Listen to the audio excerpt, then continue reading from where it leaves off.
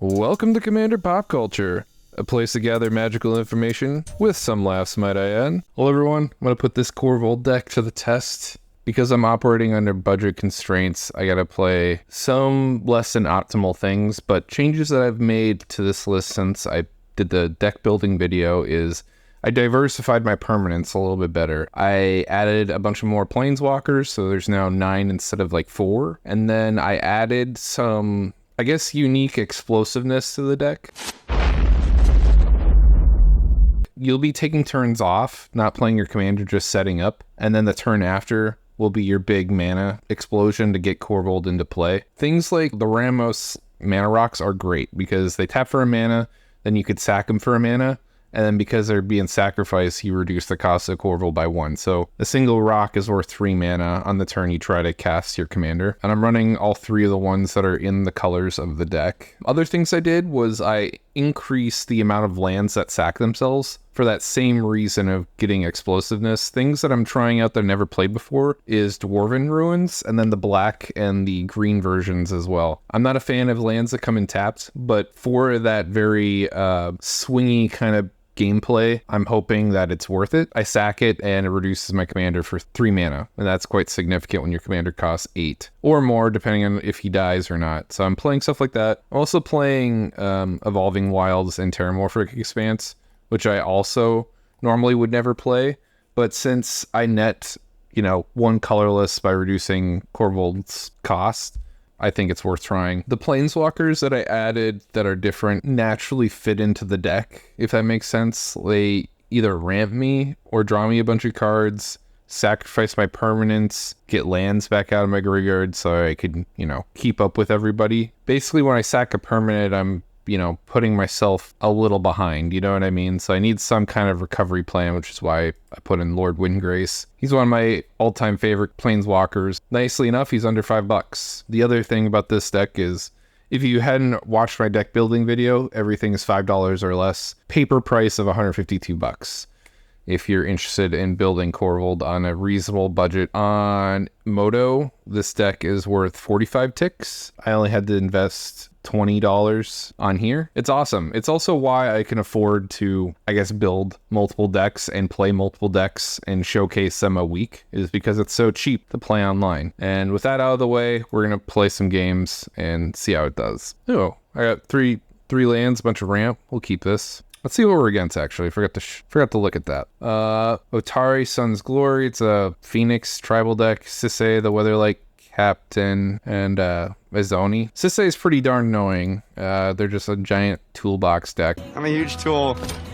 And this is a death trigger deck of some kind. They want to get their graveyard as full of those creatures they can so they can make a lot of 1/1 insects. In terms of my focus, it's probably going to be the middle player. I have 5 colors. When the game goes long enough, Sisay just takes over games and wins. Mostly because they can get any piece they need. Play a green source, and we'll play Hedonist. If you're wondering why I let off with Nurturing Peatland, it's so I could diversify my mana access. I want to leave the best opportunity for my following turns. So you should always do that, just in case you draw something that's multicolored. If I led with the forest, I might have been left off with not so great options. So if you ever have a chance between 2 lands, always pick the land that taps for multiple colors first to play. And that's a pro tip for those of you who are new or are casual players and they don't really, think about, game theory. And who knows, maybe you've been playing for a long time and you just never thought of it that way. There is a reason for the things that really competitive players do them. You just got to ask why they do it. I don't have a red source to sack my Hedonist yet, but I'm really close to Korvold. I'll be able to get him down on turn 4. Hey, okay. Exotic Orchard. Think I will play the Heart of Ramos, and I'll just keep on hitting the guy with 5 colors and a toolbox ready to be used. It's not a Phoenix tribal deck. I thought it was. It makes rebels based on experience counters. That's kind of cool. He attacks, he gets an experience counter, and then he puts a rebel in for each experience counter on it, and it has flying, lifelink, and haste. If I have instant speed removal, I'd probably mess with this main phase 1 to deny him the experience counter and deny him the rebel so they can't bring it back from their graveyard, and it forces them to put it back in their command zone. Haywire Might's good. I could blow up my Heart of Ramos. Luckily he's tapped out, so he can't do it this turn, but My intentions are to sacrifice this anyways. This alone reduces Korvold by 6, and then I have a black and a green source. I think I discard my forest here. This is a damage trigger. It is a damage trigger, so I will attack someone else before I attack this guy. This is pretty good in Sisay because it's 3 colors, and it'll pump Sisay up 3 power and toughness, increases what he gets tutor for with his commander. In that case, I think the person I'll be attacking will be the Phoenix player. On my turn, I'll be able to draw 3 cards and put 3 counters on Korvold because I'll have a creature, an artifact, and a land in my graveyard. Not bad for a budget list, getting my 8 mana commander into play. I don't need to play the Crystal Vein yet, so we'll play Spire Garden. Play red, sack it for a red, use a red to make a bunch of red. Red. Korvold should be 2 less, so he's 6. Black and green. Cast my commander. Unfortunately, I don't have a 2-drop in hand. So we're just going to swing this over here for now. Refill my hand. Now, if Korvold should live until my next turn, I'm definitely going to beat on this player over here because my Korvold will be a 7/7. Make him a little uncomfortable. I drew a Windgrace to terminate and a Curtain's Call. I kill the Phoenix before he goes to combat, so let's put a stop on his turn because he's definitely going to try and play that main phase 1. I have 2 mana up, and I can do it at instant speed. Does he get Dawn Shredder Elk or his one of his lands, I wonder? Oh, he goes for Glowspore Shaman. That makes sense. It just mills. He needs 7 mana to flip this over. He's a ways from that, because this, I think, blows up a thing on one of its loyalty abilities. Yeah, it deals 10 damage to a creature or planeswalker. Pretty excited for Curtain's Call. I love this instant speed removal spell. 2 creatures, doesn't matter what it is, and then it gets reduced by the number of players, so in this scenario, it's 3 mana to cast, and I run it in every deck that's black and can run it, and this card has only been legal on Moto for a month now. It got reprinted in Commander Masters. Was the first time this got printed on here. And the reason for that is they stopped putting Commander decks on Moto since 2016, and then they picked up again in Kamigawa Neon Dynasty because unfortunately when Wizards of the Coast was managing Moto, it was just getting thrown on the back burner and they were devoting all their time to paper and to Arena. And then they basically bought a game company, Daybreak Games, and now they manage everything that's Moto related. Probably going to be using this Curtain's Call on these 2 things. They're ramping pretty nicely. Oh, they went with Solemn instead of their commander. In that case, I'm going to probably use the Terminate on the Sisay. No one's going to combat. You got a combat step, folks. You should use it. The board's pretty cluttered up now, so everyone could take turns beating on one of my planeswalkers, so I think I'll wait to do that. Play Cruelty of Gix.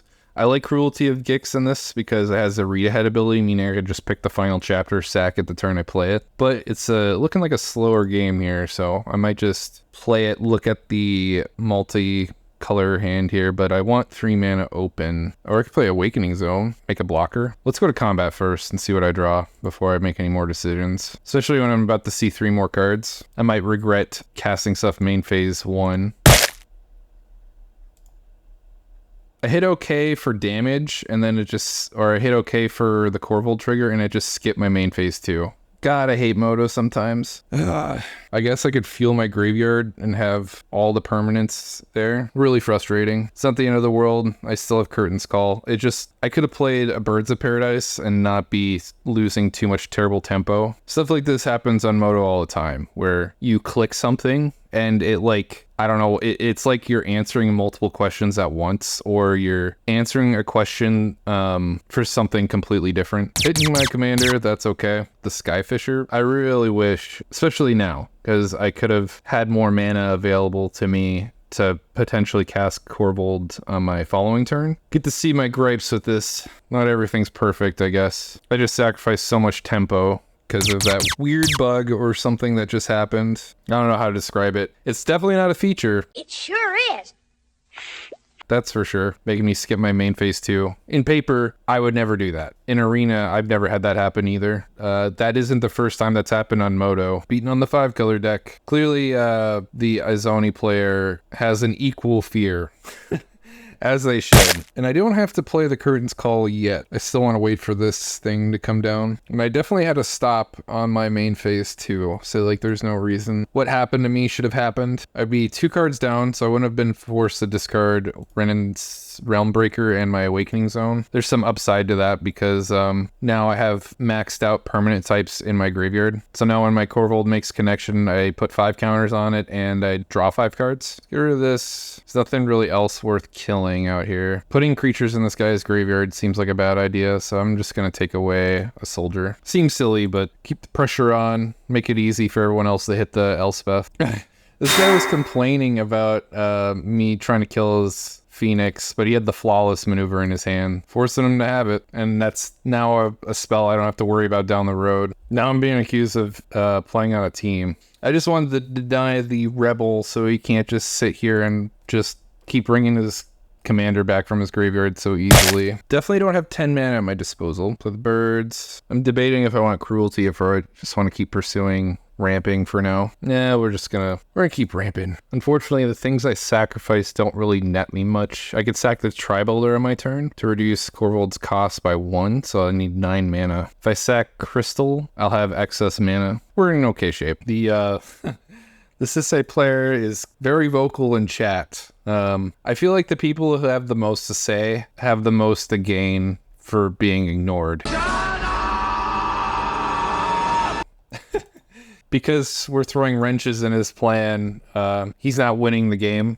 You know what I mean? Of course you're upset. I could be complaining about Korvold, but I'm not. I know it happens. Like, it's no secret what this deck can do, or does. I'm excited for my next turn. Get a fresh 5 cards, make Korvold really big, and piss off this Sisay player a little bit more. Now he makes 2. Yeah, the best way to deal with this is unfortunately board wipes alone, because these stupid rebels, if he has just 1 in play and 4 mana, he just brings it right back, and we're in the same boat where we left off. So it's incredibly resilient, and these tokens add up for sure. I could definitely use a black source, so I'll probably sack the Tri-Builder on my turn, just so I get the cost reduction. Even though I miss out on an untapped land source, I got plenty, and I got 1 in my hand. The red-white player is not tapped down. They have 5 cards in hand, so I have to be kind of worried. 2 mana up for, I don't know, see if I draw something nice, or if I even get to go to combat. We'll just see. I bet Sam the Master has something to say about this. Give me those 5 counters and 5 cards. I have a Sinister Concoction. I have 7 cards in hand. I could activate this whenever. Could kill Sisay on this guy's end step if I wanted to.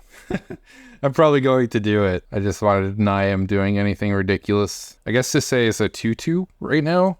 Maybe I could hold off even longer. There's not much he could get for 1 power and scare me off. I could kind of delay this if I want to. In terms of cards, I might have to also be focusing on the Izoni player, because they're only 3 behind me. Now just 2. I'm at 73, they're at 75, while everyone else is at 83 cards. He and I have seen 10 more cards than the other 2 players. That's a significant thing to be concerned about. I'll let the Sisay stick around. Depending on what they cast influences what I want to be doing. I think in terms of cards I want to draw, I either want to hit a board wipe or I want to get something that gives Korvold lifelink, just so I could stick in this game a little bit longer. In terms of things that I'm afraid of, I'm not sure who has the lead. We're all pretty even in terms of who could take this game away. So Nahiri would bump Sisay up to 4 power. They could tutor for something that costs 3.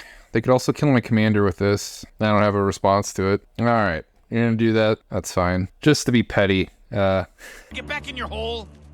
I guess on my turn, I use my Cruelty of Gix to tutor for a board wipe. Started on chapter 2. Korvold costs 12 now. Don't have any cost reduction. I think we're just gonna be taking some turns off and hanging back. Hit me for 5, but leaving the Nahiri alone. Maybe he's feeling pity for the guy that's bitching and moaning a bunch. I naturally drew the board wipe. That'd be nice too. Terra Sunder, not so good.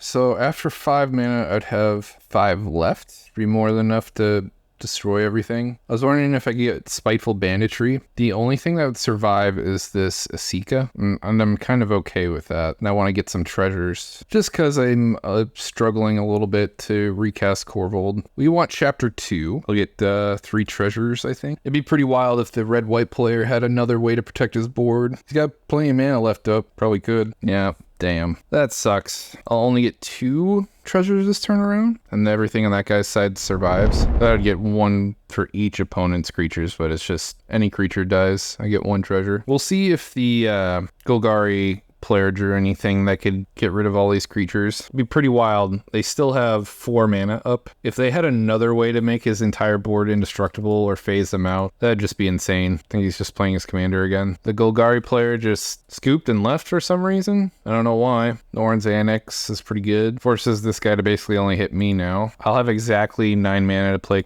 Korvold again. I don't think I'll live long enough for that to matter. I think this guy might have enough damage on board to just straight up kill me. Boros Charm was pretty good. It's a nice blowout. Now, if I wanted to be a scumbag, I could surrender and just screw over this guy, but I'm not going to. But I make him commit and hit me, so this guy could see another turn. That's just the right thing to do. I think the Izoni player that left probably screwed me the most, because I think all of this would have been going over there, because he had 38 life. And he's playing it right. He's going to maintain a grip of cards. Probably has a lot of instant speed stuff. With the board that he has in play right now, he doesn't need to play any cards to win, so he's just going to keep doing this. If the Sisay player gets up to 6 power, they can tutor up Urza's Ruinous Blast and exile all of this stuff except for the historic pieces. So his commander will be around, the equipment will be around, and these artifacts will be around, but everything else will go away. But does it fix the problem? Not really. He's already got 4 experience counters. When he attacks with this, he goes up to 5. Basically puts himself in the board position that we left off. So not even Urza's Ruinous Blast would save this guy. I'll give it to the Boros player. They got me good. And we'll stick around and watch to see if this guy draws an answer or not, because I think the game is that close to being over, and I want to see if he digs him out of this hole. Well, Vorniclix will cause Nissa to go up to 10 counters instead of to 8 when it upticks. You can only tutor something that costs 4. Doesn't really help with what's going on. Going for extra turns. It's a little too late because all he has to do is Alpha Strike the other guy to death. He still dies. Alright, we don't need to stick around. The Boros player wins, so we'll just take off. That's the list for $150 or $25 on Moto. You'll have a solid performing deck. You get to see what it could do. I got Korvold up to costing 12, and I still could have paid his costs fairly easily. He's a blast. I think this deck gets a heck of a lot better when you introduce no budget, because then you get fetch lands. I would have loved having a Dockside in this deck. That makes making an absurd amount of mana easy. I'll include the list, and I'll include the video of me building this deck in the description below, and I hope you all had a great time. Take care now. Bye.